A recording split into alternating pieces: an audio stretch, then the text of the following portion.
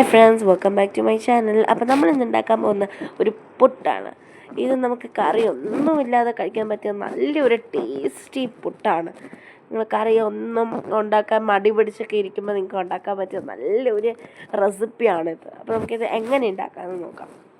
ആദ്യമായിട്ട് നമുക്ക് പുട്ടിൻ്റെ മാവ് റെഡിയാക്കി വയ്ക്കാമേ. ഇനി നമുക്ക് 1/4 കിലോ ചെറിയ സവാള ഒന്ന് ചോപ്പ് ചെയ്തെടുക്കാമേ. ഇനി നമുക്ക് ഒരു കടായിലേക്കോട്ട് ശകലം എണ്ണ ഒഴിച്ചു കൊടുക്കാം.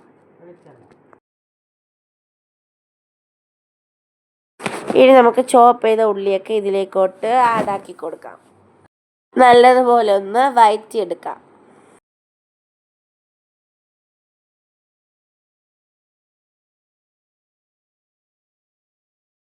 നമുക്ക് കുറച്ച് ഉപ്പിട്ട് കൊടുക്കാം.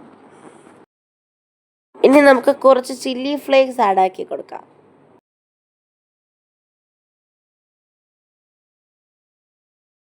ഇനി നമുക്ക് ഇതിലേക്കോട്ട് കുറച്ച് കരിവേപ്പില ഇട്ട് കൊടുക്കാം. ഇനി നമുക്ക് ആ പുട്ടിൻ്റെ മാവിലേക്കോട്ട് ഈ മിക്സ് ആഡാക്കി കൊടുക്കാം. ഇനി നമുക്കിതെല്ലാം കൂടെ ഇളക്കി യോജിപ്പിച്ചെടുക്കാം.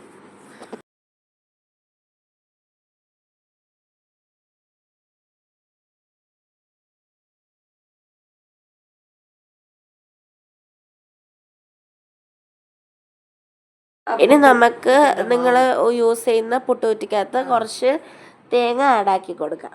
എന്നിട്ട് നമുക്ക് ഈ പുട്ടുപൊടി ഇതിലേക്കോട്ട് വെച്ച് കൊടുക്കാം.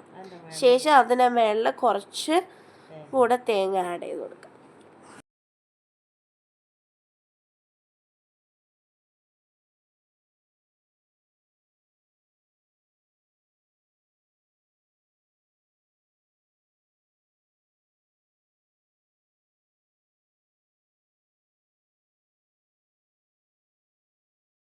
ഇനി നമുക്ക് പുട്ട് വേവിച്ചെടുക്കാമേ. ഇപ്പോൾ നമ്മളുടെ പുട്ട് റെഡി ആയിട്ടുണ്ട്. നമുക്കിത് പ്ലേറ്റിലോട്ട് മാറ്റി കൊടുക്കാം. നമ്മളുടെ പുട്ട് നല്ല പെർഫെക്റ്റ് ആയിട്ട് കിട്ടിയിട്ടുണ്ട്.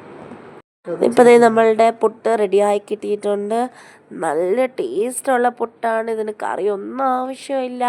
നിങ്ങൾക്ക് സിമ്പിളായിട്ട് 10 മിനിറ്റിനകത്ത് ഉണ്ടാക്കാൻ പറ്റിയ ഒരു ഈസി റെസിപ്പിയാണ്. നിങ്ങളെല്ലാവരും ചെയ്ത് നോക്കണം.